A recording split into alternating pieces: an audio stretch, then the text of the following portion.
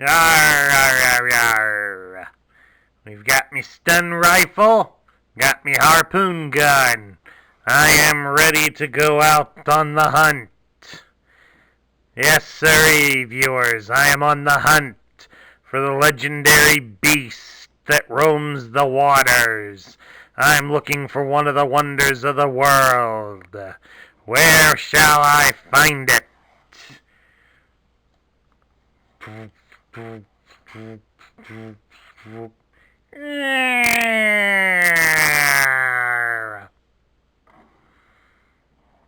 Seriously? That's what I'm looking for?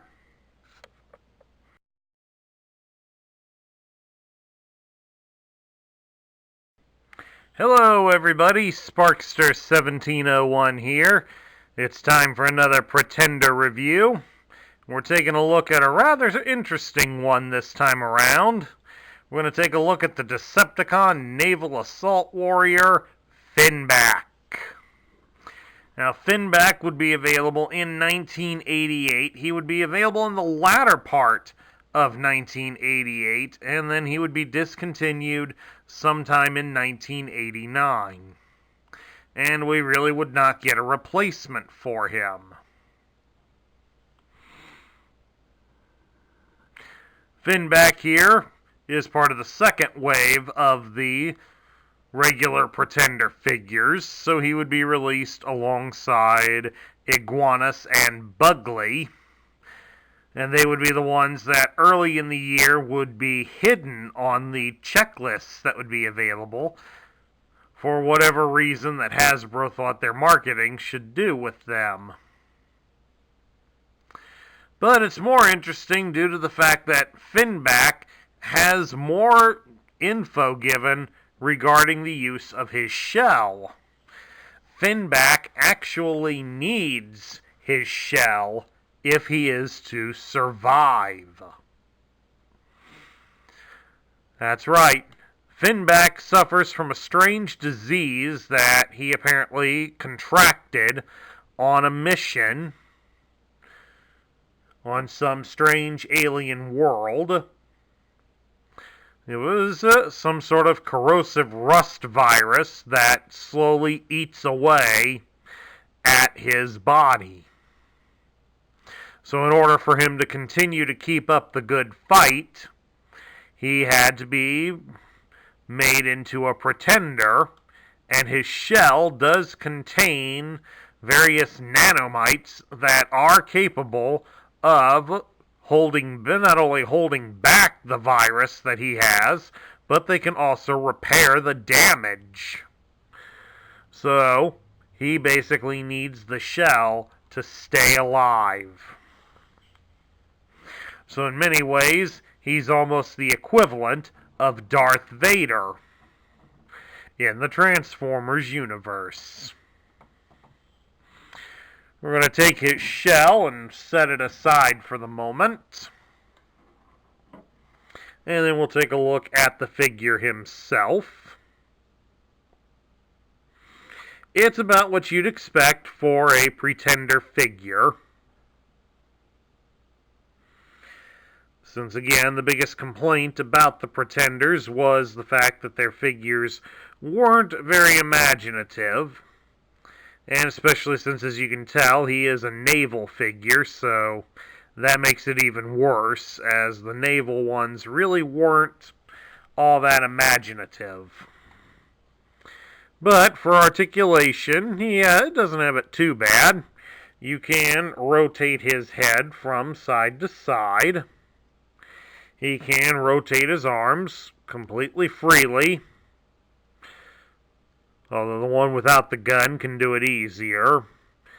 But as you saw, it wasn't that difficult to get the gun around.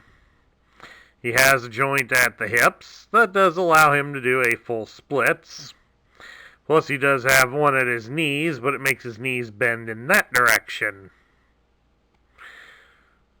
So he can do some rather funky looking kung fu moves. And that's about it. Alright, let's transform Finback, and of course, the first thing we've got to do is remove his gun.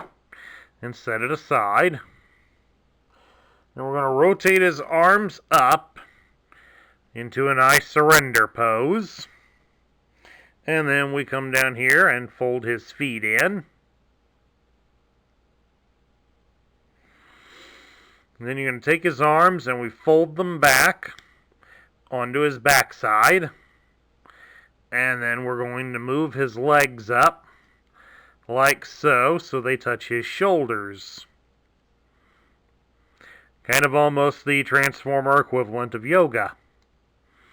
Then we're going to turn him around right here on his backside. I'm going to fold out these wings like so.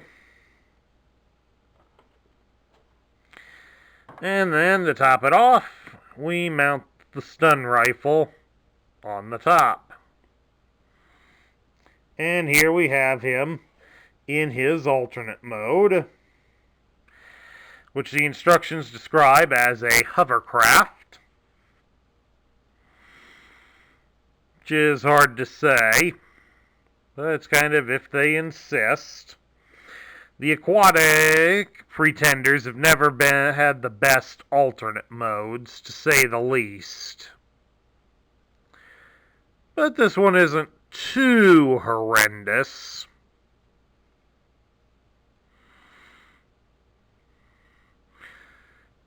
And we already know he isn't built to swim, so we just basically have to pretend he can skim across the water. Alright, now to get Finback ready to go inside the shell. It's a pretty simple process. What we primarily do is we fold his feet in, then you take his arms and fold them behind his back. And now he's ready to go inside the shell. So we get the shell out here, and we just pop it open like so. Be easier to drop him in the front end. Just line him up there, like so. Gonna keep him laying horizontally because gravity. Line up the back of the shell and just lower it on. And if he's positioned correctly, then it should close up nice and tight.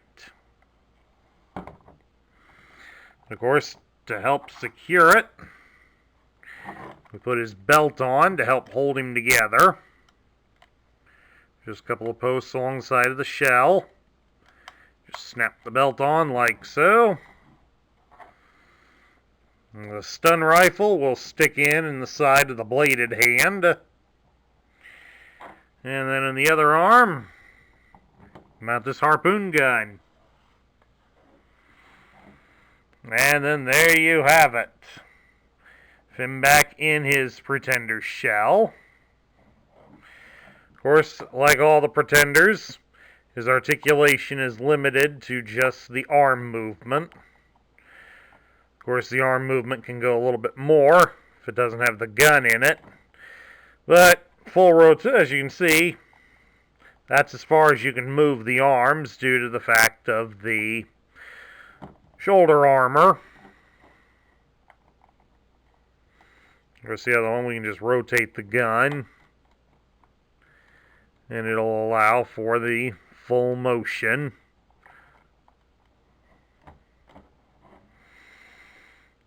But there we go. Finback's now ready to go hunt down the great white whale.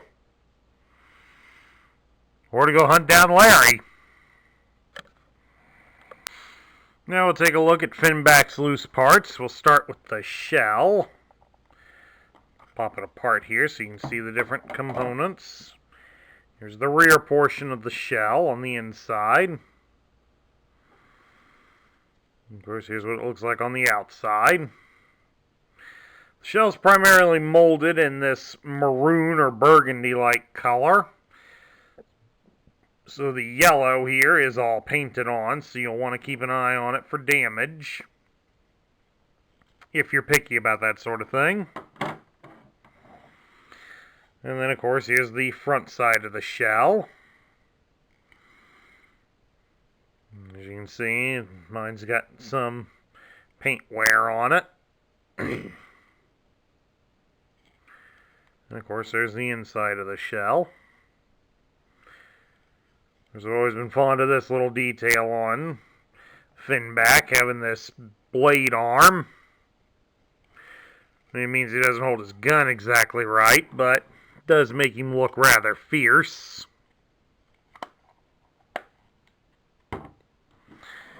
And we've got his other accessories, like his belt here. Like a few of the belts, it is made of a soft plastic, so it does bend and give, at least at the straps. So that does help on it.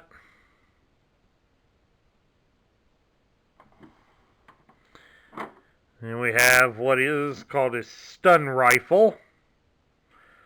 This is, of course, the robot's weapon. It's got a small post at the top for the robot to hold, and then this other post is when it's on the hovercraft or mounted onto the shell.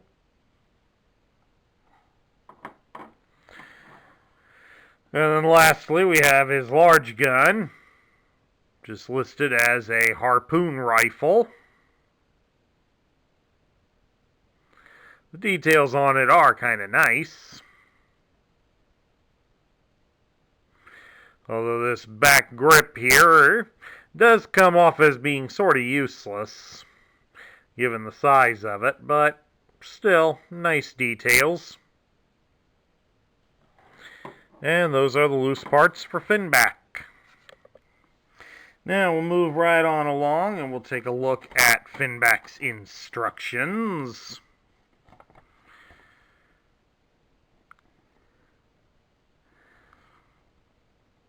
Of course, here it shows what he came with, how to arm him. Whoops. And then, of course, how to turn him into the hovercraft.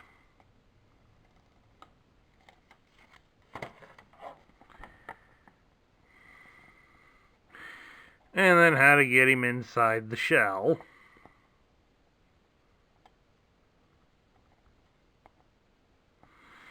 And then a big spread at the bottom on how to put the stickers on him, despite the fact he only came with 7 stickers. And then a reminder to save your robot points and how to read your tech specs. And speaking of which, we've got it right here. It's done up in purple to show he's a Decepticon, even says so up top. And it's got the standard Pretender picture here of shell, robot, and alternate mode. It gives his name as Finback, and his function is naval assault. And his motto is ashes to ashes, rust to rust. A wheezing, wretched wreck in the making.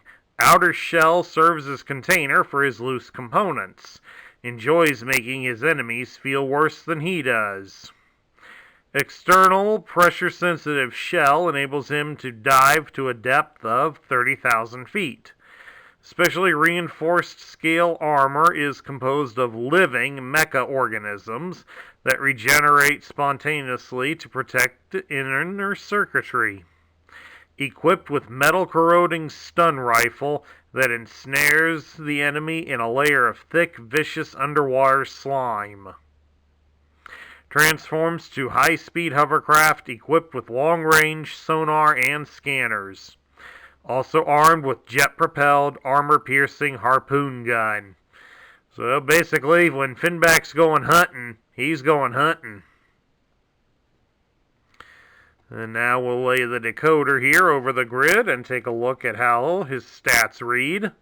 It gives his strength and intelligence as 8s. His speed is 4. His endurance is 3. His rank is 6. His courage is 8. His firepower is 7, and his skill is 9. So aside from his low endurance, Finback here is a rather powerful warrior. Now we get down to my thoughts. What do I think of Finback? Finback is one of the more interesting characters in the Transformer line, especially late in the line when a lot of their bios were really garbage more than anything else. The More Than Meets the Eye guides have been great for helping to expand upon some of their lore and making things make more sense. As we read there on the bio, it almost made it sound like Finback is practically falling apart, and you would wonder why the Decepticons would even bother with somebody like that. But the More Than Meets the Eye guides gave the explanation of the fact that he is suffering from a virus, which thankfully to the other Decepticons is not contagious. But this also helps reinforce the notion of what the Pretender shells can do. In addition to just being a silly-looking disguise, the shell serves an added purpose of the fact that it holds the necessary things to help keep Finback alive. As naturally, when he's no longer in the shell, he will gradually suffer the effects of the virus until it rots him to the point that he is no longer functional. So, in a lot of senses, he is very similar to Darth Vader, who also requires the suit in order to stay alive. As Vader's suit does have many things inside it to help stimulate and manipulate his body into moving, and of course the iconic helmet is used to help him breathe. So, you can easily draw a lot of comparisons between the feared Star Wars villain and this Transformer. And that just helps elevate his status a little bit more. Now, of course, with the good also comes the bad. The alternate mode on Finback, it's not great. We'll just go with that. It's one of the better ones, to say the least, but again, the aquatic ones in the Pretender line have never looked the best. Mainly just due to how they transform, and pretty much almost all of them, if not every single one of them, does transform in almost the same way, so it does show a lack of imagination on both Takara and Hasbro for not coming up with something different and more innovative for them. I mean, they were able to do it for the ground vehicles, as we only had two of them that became cars. One became a tank, and one became a motorcycle. We had some innovation with the flying ones, as they at least figured out a way to make one of them become a helicopter instead of a jet or a spaceship. Unfortunately, the aquatic ones never got that kind of love. And then there's also the problems with the shell in the form of the yellow paint. The yellow paint does damage somewhat easily, so it is something you do have to be aware of, and that will also affect the value of the toy, if that's something that concerns you. But all in all, I think Finback is an interesting character, and he is certainly worthy of being in the top tier. He is one of the harder Decepticon pretenders to find, so I will warn you now, you are not going to find him very easily. So if he's one you're looking for in your collection, try to grab him up as soon as you can have a good opportunity and can afford to spend the money on him. But if you're not a fan of how the naval Transformers were done up, by all means, skip him on that. But I think he's certainly a worthy addition to the Decepticon army. And that concludes my review of the Decepticon Naval Assault Warrior Finback. I hope you all enjoyed this review. If you did, drop me a thumbs up here on YouTube. If you're new to the channel, please hit the subscribe button down below and join our ranks. I encourage you to ring the notification bell, even though YouTube's notification system is broken at the moment. But you can always check out the channel's homepage on YouTube to see if I have posted new content. As every Friday, there is a new Transformers review. And also, please share your thoughts about Finback in the comments section down below. This is Sparkster1701 saying I will catch you all later.